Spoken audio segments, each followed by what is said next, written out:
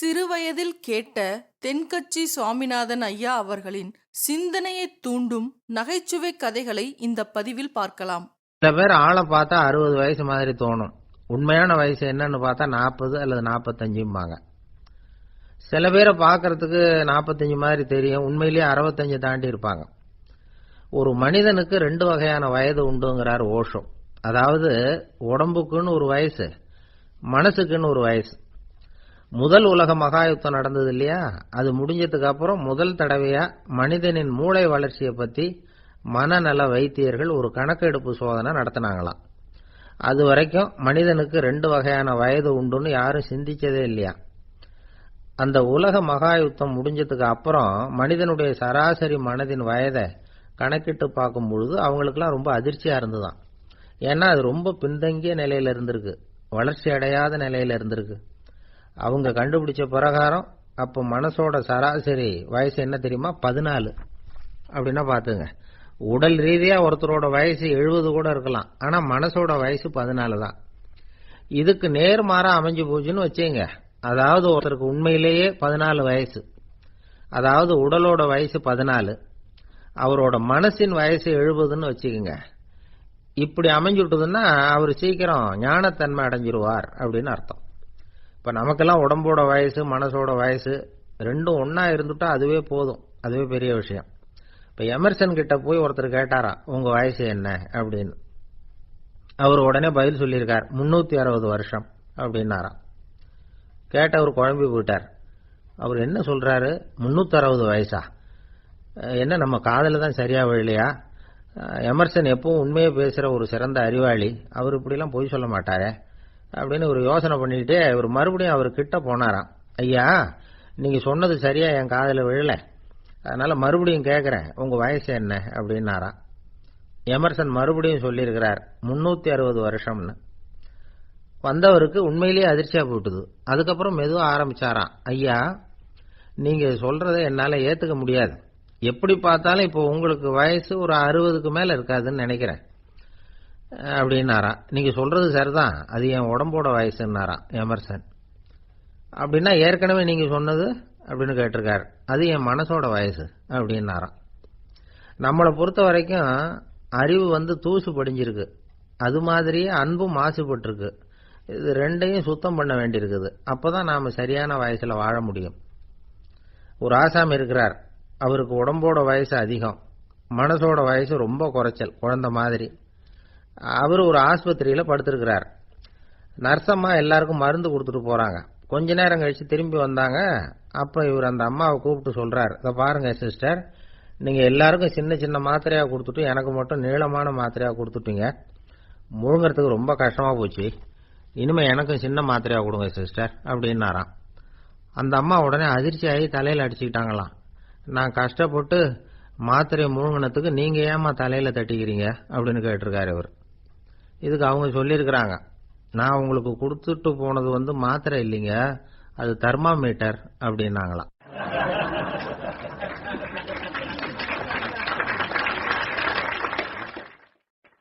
எனக்கு ஒரு உதவி செய்யணும் அப்படின்னு நம்மளை பார்த்து ஒருத்தர் கேட்கிறாருன்னு வச்சுங்களேன், உடனே நாம அவரை பார்த்து என்ன உதவின்னு கேட்போம்.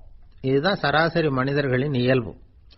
ஆனா ஒருத்தர் எனக்கு ஒரு உதவி செய்யணும் அப்படின்னு கேட்ட உடனே என்ன உதவின்னு கூட கேட்காம சரி செய்யறேன் அப்படின்னு ஒத்துக்கிறது இருக்கு பாருங்க, அது கொஞ்சம் அபூர்வம்.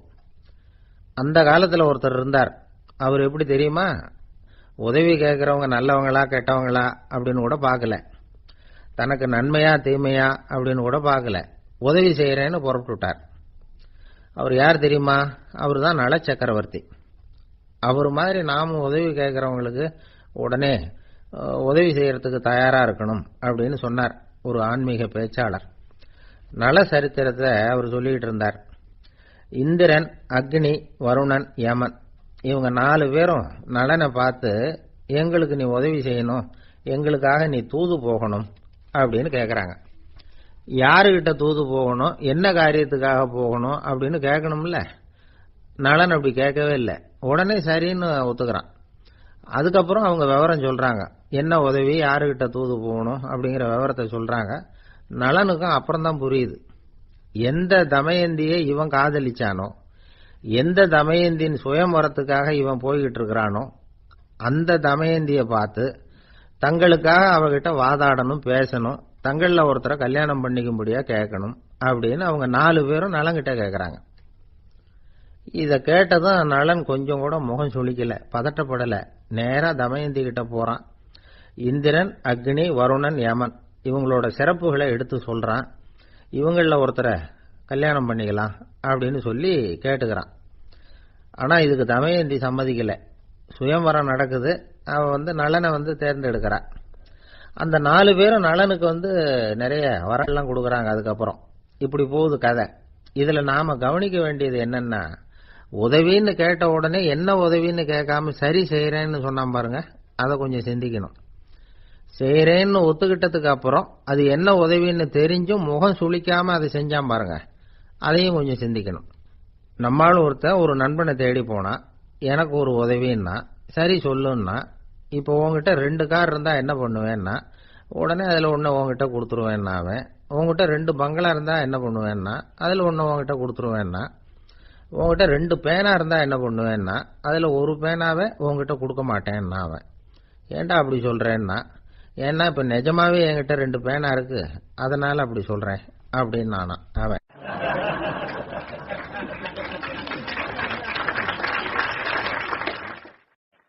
தானத்துல சிறந்தது எது அப்படின்னு ஒரு கேள்வியை கேட்டு, தானத்துல சிறந்தது நிதானம் அப்படின்னு அதுக்கு ஒரு பதிலும் சொல்றவங்க உண்டு. நிதானம் ரொம்ப அவசியம், அதுவும் இன்றைய உலகத்துக்கு ரொம்ப அவசியம். இன்னைக்கு உலகம் ரொம்ப பரபரப்பா போயிட்டு இருக்குது. பொறுமையா இருக்கணும்னு நினைக்கிறவங்களால கூட அப்படி இருக்க முடியறதில்ல. பொறுமையை சோதிக்கிறது மாதிரி பல சம்பவங்கள், அதையெல்லாம் சந்திச்சே தீர வேண்டியிருக்குது. எங்க போனாலும் கியூல நிக்க வேண்டியிருக்குது, எங்க போனாலும் காத்துக்கிட்டு இருக்க வேண்டியிருக்கு. ஆபீஸ்லயோ வீட்லயோ கூட நீங்க நிதானமா பொறுமையா நடந்துக்க தெரியலன்னா உங்களுக்கு சிடுமூஞ்சி, முசுடு இப்படிலாம் பேர் வச்சிருவாங்க. அது உங்களுக்கு தேவையா? சரி, வாழ்க்கையில் பொறுமைசாலின்னு பேர் வாங்கறதுக்கு என்ன வழி?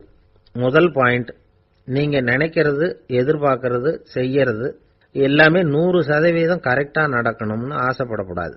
எதுவா இருந்தாலும் அதுல ஓரளவுக்கு தவறு நடக்கலாம் அப்படிங்கறத எதிர்பார்த்தே இருக்கணும்.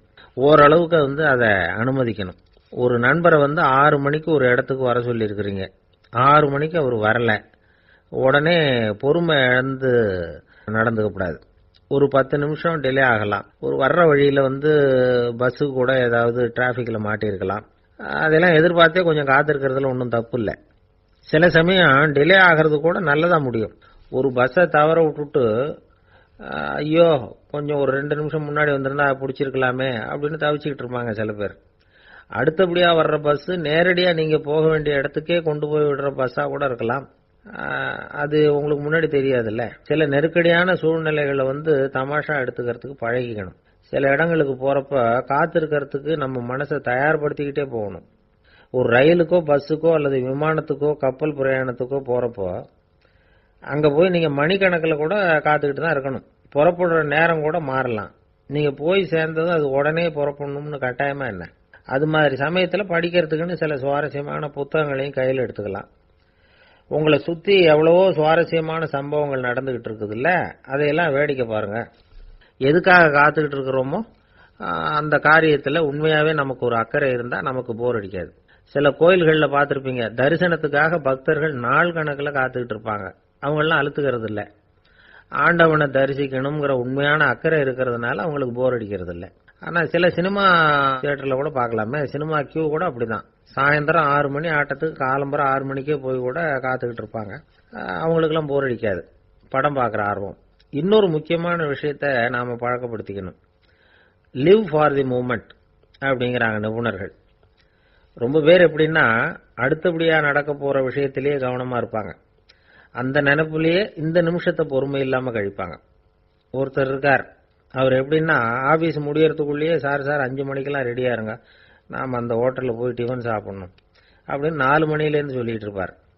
4:55க்கே பரபரப்பா ஓடி வருவார். 2 பேரும் புறப்படுவோம், ஹோட்டலுக்கு போவோம், சாப்பிட்டுக்கிட்டு இருப்போம். அப்படி சாப்பிட்டுட்டு இருக்கிறப்ப சார் சாப்பிட்டு முடிச்சதும் நேரா ஒரு ஜவுளி கடைக்கு போறோம் அப்படிம்பார். பரபரக்க சாப்பிட்டு முடிப்பார், புறப்படுவார். ஜவுளி கடையில அவசரமா சீக்கிரம் பில் போடுங்க சார், சினிமாவுக்கு நேரம் ஆயிடும் பாரு. சினிமா தியேட்டரில் உட்காந்து அடுத்தபடியாக எங்கே டின்னர் சாப்பிட்றதுன்னு யோசனை பண்ணிகிட்டு இருப்பார். ராத்திரி படுக்கையில் விழுந்ததுக்கு அப்புறமும் நாளைக்கு காலையில் எழுந்திரிச்சதும் அதை பண்ணணும் இதை பண்ணணும்னு திட்டம் போட்டுக்கிட்டே இருப்பார். அதாவது எப்பவும் அடுத்த நிமிஷம், அடுத்த நாள், அடுத்த வாரம், அடுத்த வருஷம், இதுதான் அவங்க சிந்தனை. இந்த நிமிஷம் என்ஜாய்மெண்ட்டை அவங்க இழந்துடுறாங்களாம். அதனால தான் வாழ்நாள் பூரா பொறுமையின்மை, அவஸ்தை, அல்லல். அதனால நாம எல்லாரும் வாழ்க்கையில் நிதானமாக இருக்கிறதுக்கு கற்றுக்கணுமா. அதுக்காக இந்த நிதானத்துக்கு வேற விதமான அர்த்தம் பண்ணிக்கப்படாது. ஒருத்தர் அப்படித்தான் ஒரு தடவை அவருடைய குதிரை காணாமல் போயிட்டு தான். அதுக்காக அவர் கவலைப்படல, நிம்மதியாக இருந்தார், சந்தோஷமாக இருந்தார். என்ன சார் இது, உங்கள் குதிரை திருட்டு போயிட்டுதுங்கிறீங்க, நீங்கள் கவலைப்படாமல் இருக்கிறீங்களே அப்படின்னு கேட்டாங்களாம். அதுக்கு அவர் சொல்லியிருக்கார், நல்ல வேளை சார், கட்டியிருந்த குதிரை காணாமல் போயிருக்குது. நான் அது மேலே உட்காந்துருக்கிற சமயம் அது காணாமல் போயிருந்ததுன்னா, திருட்டு போயிருந்ததுன்னா நானும் சேர்ந்துல காணாமல் போயிருப்பேன் அப்படின்னாராம். எவ்வளவு நிதானமான ஆள் பாருங்க.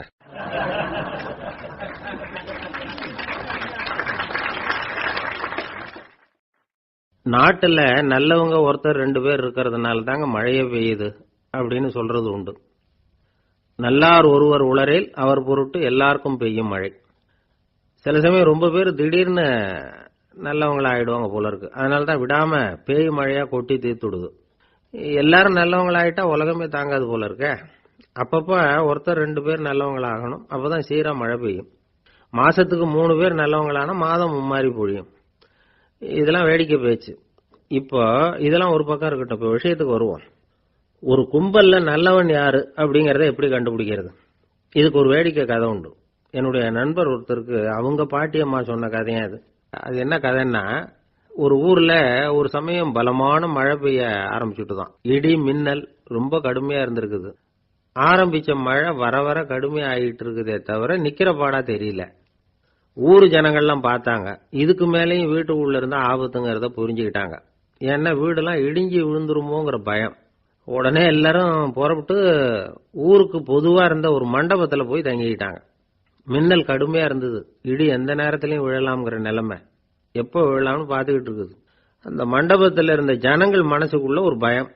நம்ம கூட்டத்துல யாராவது ஒரு கெட்டவன் பாவம் பண்ணவன் இருந்தா கூட இடி இந்த மண்டபத்துல விழுந்துரும், அது எல்லாருக்கும் ஆபத்து அப்படின்னு நினைச்சாங்க.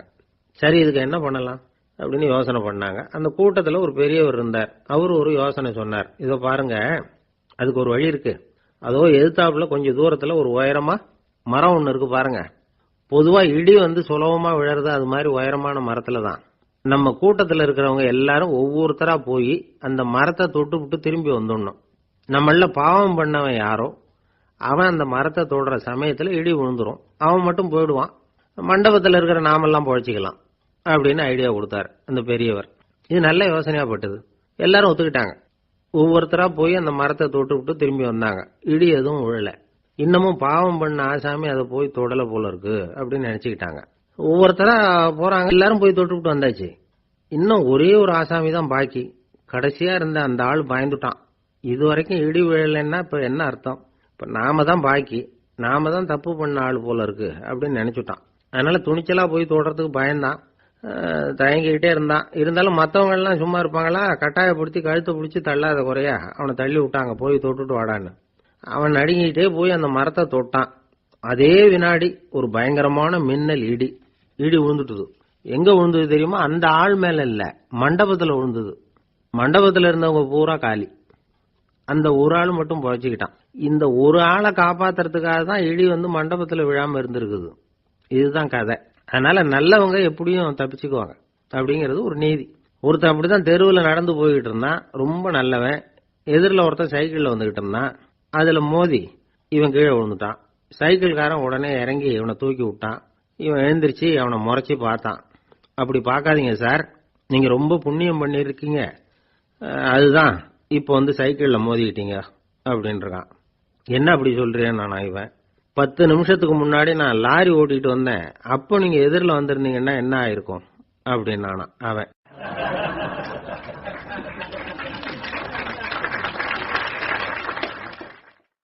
ஒரு ஊர்ல ஒரு ஆள் இருந்தான், தையல் கடை வச்சிருந்தான்.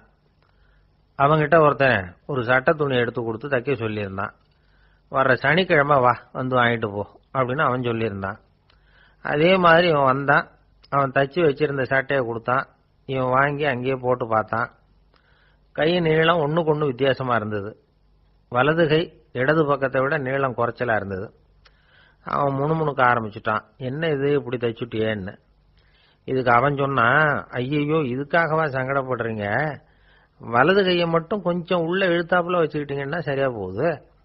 மற்றபடி அந்த சட்டையில உள்ள கலை அம்சத்தை கவனிங்க, எவ்வளவு அற்புதமா தச்சிருக்கேன் பாருங்க.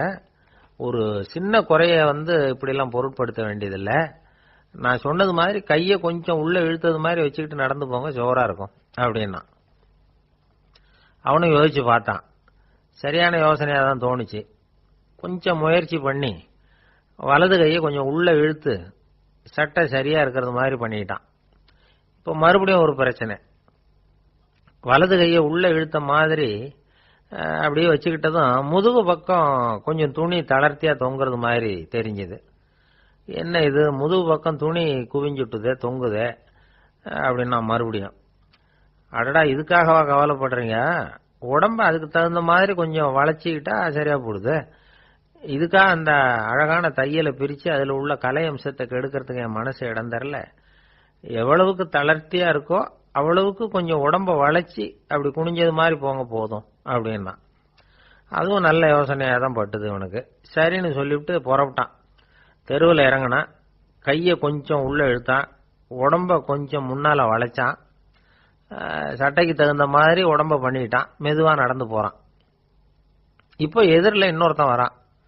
இவனை பார்க்கறான். இவன் போட்டிருக்கிற சட்டையை பார்க்கறான். ஆஹா அற்புதம்ங்கிறான். சும்மா சொல்லப்படாது, ரொம்ப நல்லா இருக்கு. நிச்சயமா இது இந்த ஊர் மேல தெருவில் இருக்கிற ஒருத்தன் இருக்கானே, அவன் தச்சதா தான் இருக்கணும் அப்படின்னா. இதை கேட்டதும் அவனுக்கு ஆச்சரியம். எப்படி அவ்வளவு கரெக்டா கண்டுபிடிச்சிங்க அப்படின்னு கேட்டிருக்கான். இதுக்கு அந்த வழிபோக்கன் சொன்னானா, அவன் ரொம்ப கெட்டிக்காரன். உங்களை மாதிரி உடம்பும் கையும் வளைஞ்சு போன ஒரு ஆசாமிக்கு அவனை தவிர வேற யாராலேயும் இவ்வளவு பொருத்தமான ஒரு சட்டையை தைக்க முடியாது அப்படின்னானா.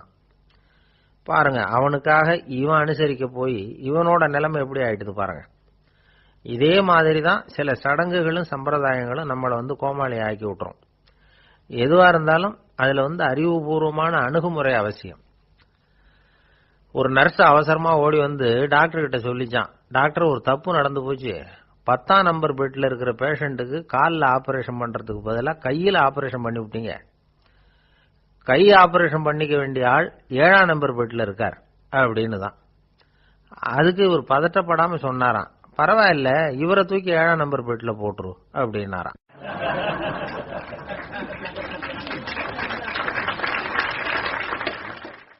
இந்த உலகத்துல மனுஷன் எவ்வளவோ தவறுகள் செய்யறான்.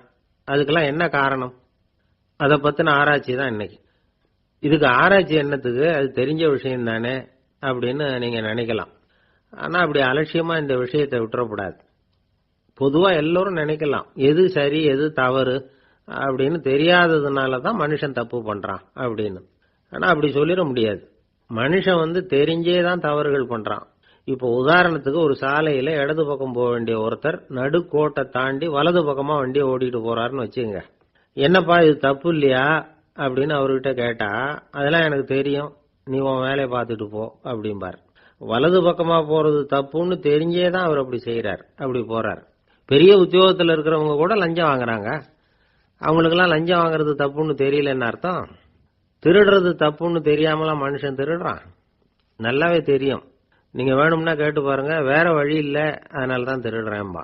திருடுறது ஒரு புண்ணியமான காரியம்னு திருடனே கூட சொல்ல மாட்டான். திருடுறது தவறுங்கிறது திருடனுக்கு தெரியும் அப்படிங்கறத விளக்கறதுக்காக ஒரு பெரியவர் ஒரு கதை சொன்னார். அதாவது 2 திருடர்கள் 2 பேரும் சேர்ந்து ஒரு வீட்டுக்கு போய் ஒரு 10,000 ரூபாயை திருடிட்டு வந்துடுறாங்க. ஒரு காட்டு வழியா வந்துகிட்டு இருக்கிறாங்க. இன்னும் விடியல. 2 பேருக்கும் தூக்கம் கண்ணை சுத்துது. சரி இப்படியே ஒரு மரத்தடியில படுத்து தூங்குவோம், காலையில விடிஞ்சதும் இந்த பணத்தை 2 பேரும் பங்கு போட்டுக்குவோம் அப்படின்னு முடிவு பண்றாங்க. அதே மாதிரி படுத்து தூங்குறாங்க. நடு ராத்திரியில ஒரு திருடன் முழிச்சுக்கிறான். விடிகிற வரைக்கும் காத்துக்கிட்டு இருந்தா 5,000 ரூபா தான் கிடைக்கும், இப்பவே கம்பி நீட்டினா 10,000 ரூபா கிடைக்கும் அப்படின்னு யோசிச்சு பார்த்துட்டு ஒரு முடிவுக்கு வந்தான். மெதுவா அந்த 10,000த்தையும் சுருட்டிக்கிட்டு அடுத்தவனுக்கு தெரியாம ஓடி போயிட்டான். விடியுது. அடுத்தவன் எழுந்திரிச்சு பாக்குறான். பணத்தையும் காணல, பாகஸ்தனையும் காணல. இந்த திருடன் அந்த திருடனை திட்டுறான். திருட்டு பய, அயோக்கிய பய, இப்படி அநியாயமா கிளப்பிட்டு போட்டானே அப்படிங்கிறான். இதுல இருந்து என்ன தெரியுது? தெரியாம எடுத்துக்கிட்டு போறது திருட்டு, அயோக்கியத்தனம், அநியாயம் அப்படிங்கிறது இவனுக்கு தெரிஞ்சிருக்குது. அதனாலதான் அடுத்தவனை பார்த்து இப்படி திட்டுறான். அதனால தெரியாததுனால மனுஷன் தவறு பண்றான்னு சொல்றது சரியில்லை. அப்படின்னா மனுஷன் பண்ற தவறுகளுக்கு உண்மையான காரணம் தான் என்ன? இதே சந்தேகம் அர்ஜுனனுக்கும் வந்துதான். அதனாலதான் அவன் பகவானை பார்த்து கேட்கறான். மனுஷன் தன் விருப்பத்துக்கு விரோதமா ஏதோ ஒரு சக்தியினால பலாத்காரமா இழுக்கப்பட்டது மாதிரி பாவம் பண்றானே, அந்த சக்தி என்ன அப்படின்னு கேட்கறான். இதுக்கு பகவான் பதில் சொல்றார். காமமும் குரோதமும் தான் அந்த சக்திகள், அதாவது ஆசையும் சினமும். இது ரெண்டும் உன்னுடைய எதிரிகள் அப்படிங்கறத புரிஞ்சுக்கோ அப்படிங்கிறார். இன்னமும் நுணுக்கமா பார்த்தா காமத்தினுடைய மறு உருவங்கள் தான் குரோதமும் லோபமும். ஆசை நிறைவேறலன்னா குரோதம், அதாவது கோபம். ஆசை நிறைவேறிட்டதுன்னா லோபம், அதாவது பேராசை. பாவத்தை கண்ட்ரோல் பண்ணணும்னா அதுக்கு மெயின் சுவிட்ச் எது அப்படிங்கிறது இப்பதான் தெரியுது. அதுக்கு மனுஷன் தெரிஞ்சே தான் தவறு பண்றான் அப்படின்னு பேசிக்கிட்டோமே. அதுக்கு ஒரு உதாரணம். ஒரு ஆளு ஹோட்டல்ல சாப்பிட போனான். சாப்பிட்டு முடிச்சான். எழுந்திரிச்சு முதலாளி கிட்ட பில்லை கொடுத்தான். காசை கொடுக்கல. முதலாளி பணம் கொடுன்னு கேட்டார். இவன் என்கிட்ட பணம் இல்லைன்னா. முதலாளி கொஞ்சம் கூட அலட்டிக்கல. உள்ள இருந்து ஒரு ஆளை கூப்பிட்டார். இவனை கூப்பிட்டுட்டு போய் இட்லி மாவு ஆட்ட சொல்லுனார். இவனும் கவலைப்படாம உள்ள போயிட்டான். அப்போ அழைச்சிட்டு போற ஆளு கேக்குறான், ஏன் சார் சாப்பிடுறதுக்கு முன்னாடி காசு இல்லைங்கிறது உங்களுக்கு தெரியாதா அப்படின்னு கேக்குறான். தெரியும், காசு இல்லைங்கிறதும் தெரியும், காசு இல்லாம சாப்பிட்டா மாவாட்டணுங்கிறதும் தெரியும் அப்படின்னா அந்த ஆள். அப்படின்னா நீங்க உங்க வீட்லயே சாப்பிட்டு இருக்கலாமே அப்படின்னு கேக்குறான் அவன். அதுக்கு இவர் சொல்றாரு, அது எப்படி, அங்க சாப்பிட்டாலும் நான் இதே வேலையை தானே செய்ய வேண்டியிருக்கும் அப்படின்னாராம்.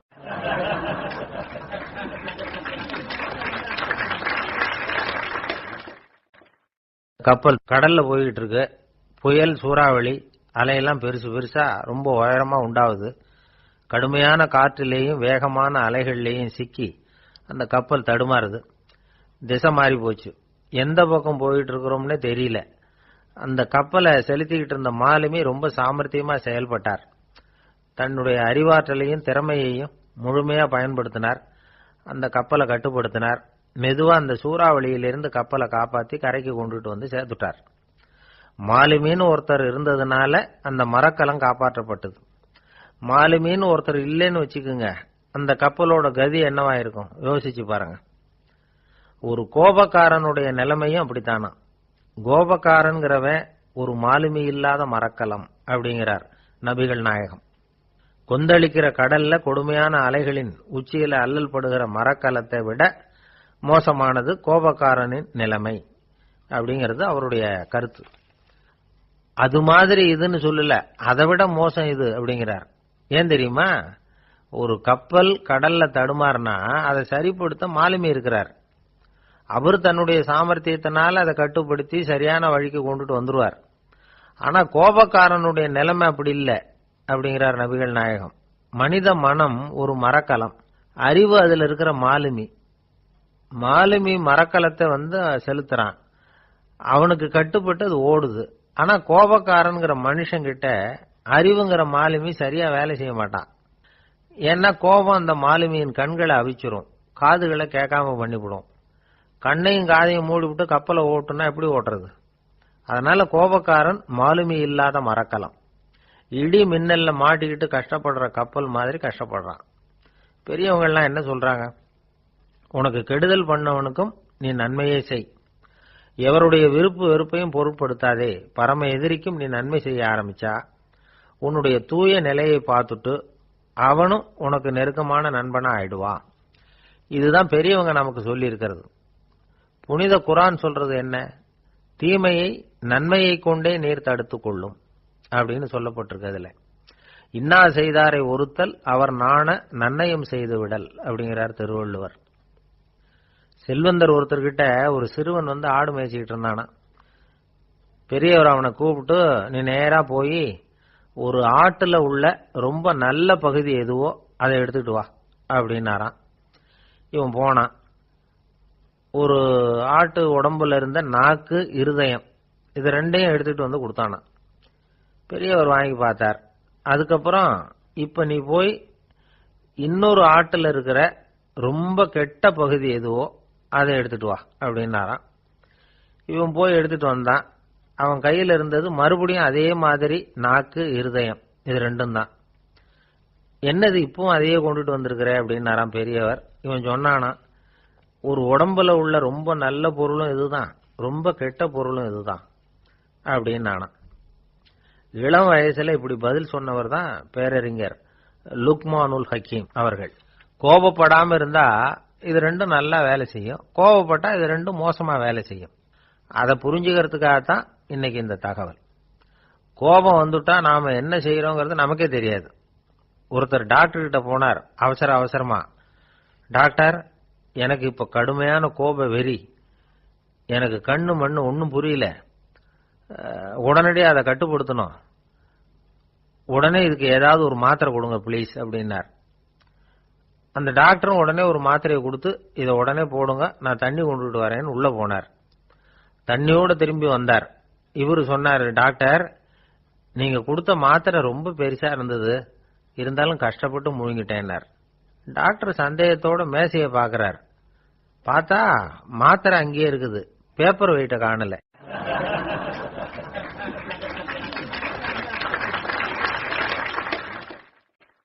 நம்மள மாதிரி ஒரு ஆசாமி அவன் நம்மள மாதிரியே கற்பனை பண்ணான். அதாவது நாம தான் இந்த உலகத்துல ரொம்பவும் கஷ்டப்படுறோம், மற்றவங்க எல்லாம் சந்தோஷமா இருக்கிறாங்க அப்படின்னு அவன் நினைச்சுக்கிட்டான்.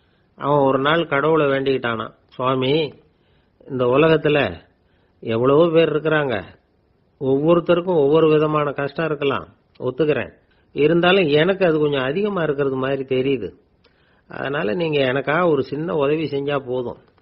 அது வேற ஒண்ணும் இல்ல, என்கிட்ட இருக்கிற துயரங்களை இன்னொருத்தர் யாருகிட்டயாவது கொடுத்துருங்க, அவர்கிட்ட இருக்கிற துயரங்களை என்கிட்ட மாத்தி கொடுத்துருங்க, ஒரு மியூச்சுவல் டிரான்ஸ்பர், அவ்வளவுதான், அப்படி பண்ணிவிட்டா போதும் அப்படின்னு வேண்டிக்கிட்டானா. அன்னைக்கு ராத்திரியே அவன் ஒரு கனவு கண்டிருக்கான். வானத்திலிருந்து ஒரு குரல் கேட்டிருக்கு. அது என்ன சொல்லிச்சு தெரியுமா? ஏ ஜனங்களே, எல்லாரும் அவங்கவங்க கஷ்டங்களை ஒரு பையில போட்டு எடுத்துக்குங்க, அப்படி எடுத்துக்கிட்டு நேரா இந்த ஊர் எல்லையில இருக்கிற கோயிலுக்கு வந்து சேருங்க அப்படின்னு அந்த குரல். ஆஹா, கடவுள் நம்ம பிரார்த்தனைக்கு செவி சாய்ச்சுட்டார் அப்படின்னு சந்தோஷப்பட்டான் இவன். உடனே என்ன பண்ணா, தன்கிட்ட இருந்த கஷ்டத்தையெல்லாம் ஒரு சாக்கு பையில போட்டு எடுத்துக்கிட்டான். வீட்டை விட்டு வெளியில வந்தான். தெருவில் இறங்கி நடக்கிறான். அங்க பார்த்தா ஏகப்பட்ட பேர் ஆளுக்கு ஒரு பைய தூக்கிக்கிட்டு கோயிலுக்கு போயிட்டு இருக்கிறாங்க. சில பேர் மூட்டையா கட்டி தலையில சுமந்துக்கிட்டு போயிட்டு இருக்கிறாங்க. இவன் பார்த்தான். இவனுக்கு ரொம்ப ஆச்சரியமா இருந்தது. ஏன்னா எல்லாரும் வச்சிருக்கிற பைய இவன் பைய விட பெருசா இருந்தது. இவன் பை தான் இருக்கிறதுலயே கொஞ்சம் சின்னதா தெரிஞ்சது.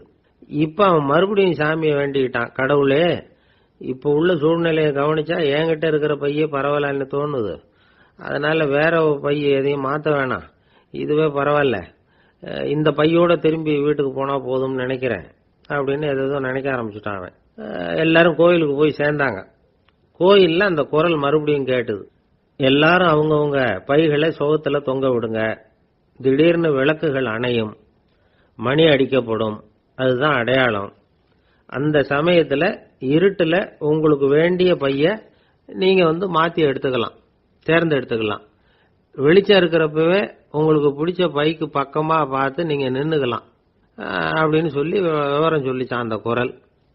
அப்படி சொன்னதுக்கு அப்புறம் திடீர்னு விளக்கு அணைஞ்சுது, மணி அடிச்சுது. கொஞ்ச நேரம் கழிச்சு மறுபடியும் விளக்குகள்லாம் எரிஞ்சுது. இப்போ பார்த்தா எல்லாரும் அவங்கவுங்க பையையே கெட்டியா பிடிச்சிட்டு நிக்கிறாங்க. இவனும் அப்படியே நிக்கிறான்.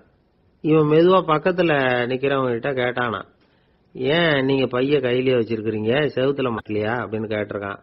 இல்லப்பா, நீ ஏன் கையிலேயே வச்சிருக்கிறியோ அதே காரணத்துக்காக தான் நாங்களும் வச்சிருக்கிறோம். நம்ம கவலைகளை பத்தி நமக்கு ஓரளவுக்காவது தெரியும், ஆனா மற்றவங்க கவலைகள் நமக்கு பரிச்சயம் இல்லாதவை, பழக்கம் இல்லாதது. அதனால நமக்கு தெரிஞ்ச கவலைகளை சமாளிக்கிறது சுலபம். தெரியாததை சமாளிக்கணும்னா மறுபடியும் ஆரம்பத்திலிருந்து ஆரம்பிக்கணும். அதனால பழைய நண்பர்களோடு வாழறது தான் மேல் அப்படின்னு நானும். அதுக்கப்புறம் அவன் தன்னோட பைய போதும்னு வீட்டுக்கு திரும்பி வந்துட்டானான். இது ஒரு பெரியவர் சொல்லி இருக்கிற கதை. அதனால நம்ம கிட்ட இருக்கிற கஷ்டங்கள் தான் பெருசு, அதை இன்னொருத்தங்கிட்ட கொடுத்துட்டு மாத்திக்கலாம் அப்படின்னு நினைக்கிறது தப்பு. இதே மாதிரி இன்னொரு சம்பவம். ஒரு ஊர்ல ஒரு நாள் ராத்திரி ஆகாயத்திலிருந்து கடவுள் குரல் கேட்குது. இந்த ஊர்ல இருக்கிற ஜனங்கள்லாம் கொஞ்சம் கவனிங்க, உங்களுக்கு ஒரு செய்தி. அதாவது இங்க இருக்கிற ஜனங்கள்லயே கொஞ்சம் கூட கவலையே இல்லாத ஆள் யாருன்னு எனக்கு தெரியணும். அதனால எல்லாரும் அவங்க கவலைகளை ஒரு பையில போட்டு எடுத்துக்கிட்டு கோயிலுக்கு வாங்க அப்படின்னார் கடவுள். உடனே வரிசையா எல்லாரும் வர ஆரம்பிச்சாங்க. எல்லார் கையிலயும் பை இருந்தது, சின்னதும் பெருசுமா. கவலையே இல்லாத ஆள் யாருன்னு தேடினார் கடவுள். ஒரே ஒரு ஆள் மட்டும் கையில எதுவும் இல்லாம வெறும் கையை வீசிக்கிட்டு ரொம்ப ஜாலியா நடந்து வந்துகிட்டு இருந்தான். கடவுள் அவங்க கிட்ட போனார். ஏன்பா உனக்கு கவலையே இல்லையா அப்படின்னு கேட்டார். எனக்கும் சில கவலைகள்லாம் உண்டு அப்படின்னானா அவன். எங்க அதெல்லாம்னு கேட்டிருக்காரு கடவுள். பின்னாடி லாரியில வந்துகிட்டு இருக்கு அப்படின்னானா அவன்.